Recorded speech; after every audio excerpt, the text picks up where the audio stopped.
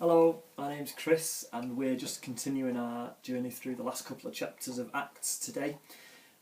Yesterday we had this really exciting shipwreck story involving Paul. Today we've got another exciting story about a snake. Yesterday taught us about Jesus' death, and today reminds us of his resurrection, his victory over death. Yesterday was about the sea. The sea was a symbol of evil and fear in the ancient world. People imagined all sorts of evil coming into the land from the sea.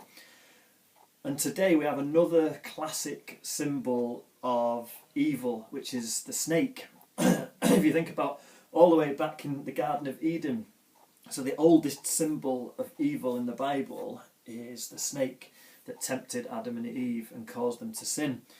And in the same way that people yesterday were saved from the sea, as in saved from evil, there is also a victory today over the bite of the snake. Think about that bit in Genesis chapter 3 where it says that the snake will bite his heel, but he will crush the snake's head. And this is just another allusion to that in the great biblical story. And so Paul's having this bonfire, minding his own business, maybe toasting a few marshmallows, I don't know, and he gets bitten by this viper.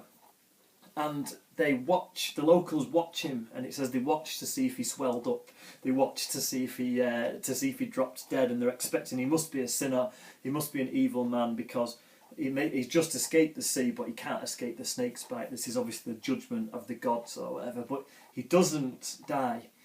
And the people say, well, he must be a god. He's obviously a god.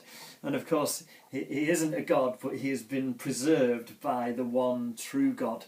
And not only, I guess it's a symbol for them, as for the Christians and those who are reading it, that not only do they not need to fear the sea, that great old symbol of evil, but they don't even need to fear the greatest and the oldest symbol of evil of all in the Bible, which is the snake, the symbol of the devil. And the snake can have no effect on them because of Jesus, because Jesus has triumphed over death forever.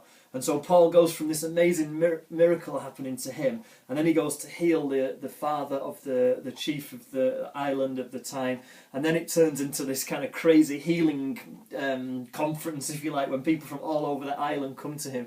And you need to remember that at this time Paul is a prisoner, and he's not in an ideal situation, but he's seeing people all over the place getting healed and coming to faith, and God can use us anytime, any place. You might think, if only I could go there or do this, and then God will use me. Wherever you are right now, even if you're in a not ideal situation whatsoever, God can use you. He can bring healing into your situation.